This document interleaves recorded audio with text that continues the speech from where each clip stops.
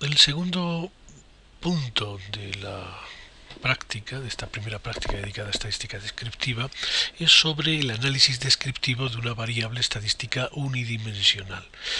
Y se pide que se seleccione una variable unidimensional del conjunto asignado, es decir, de la variable multidimensional del punto anterior, y realizar un estudio de 5 puntos. El primero de ellos consiste en una tabulación de frecuencia de los datos. Bien, seleccionamos una variable, la que queramos, y hacemos una tabla de frecuencia. Para ello nos vamos a describir a datos numéricos. Ahora, análisis de una variable, solo tenemos un caso unidimensional, es un caso unidimensional, no multidimensional como en el punto 1.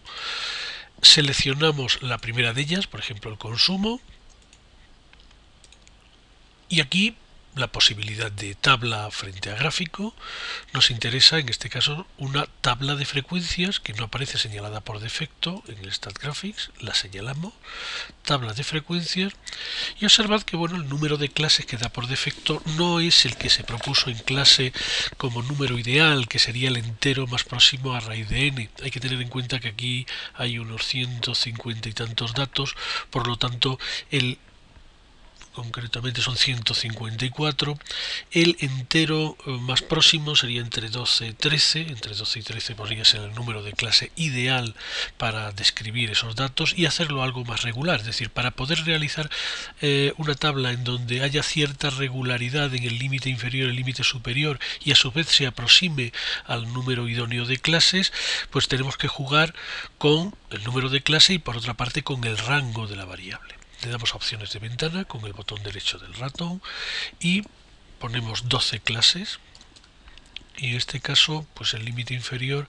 en lugar de seleccionar 13 seleccionamos 12 y como límite superior vamos a seleccionar 48.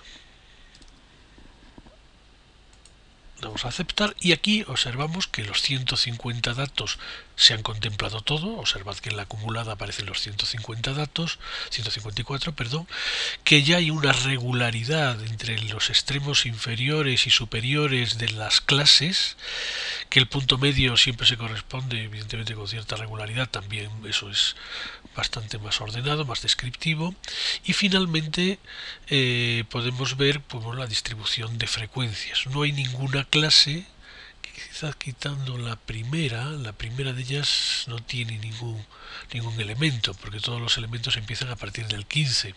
La primera es 0, pero el resto, todas ellas de alguna manera no son vacías. Por tanto, dado la regularidad que existe entre el límite superior y el límite inferior, que las frecuencias básicamente nos están indicando todas las clases están ocupadas y que estamos próximo al número ideal de clases, de agrupamiento de clases, que es el entero más próximo a raíz de n, según ese criterio que habíamos comentado en las clases teóricas, pues bien, vamos a considerar esta como la tabulación idónea.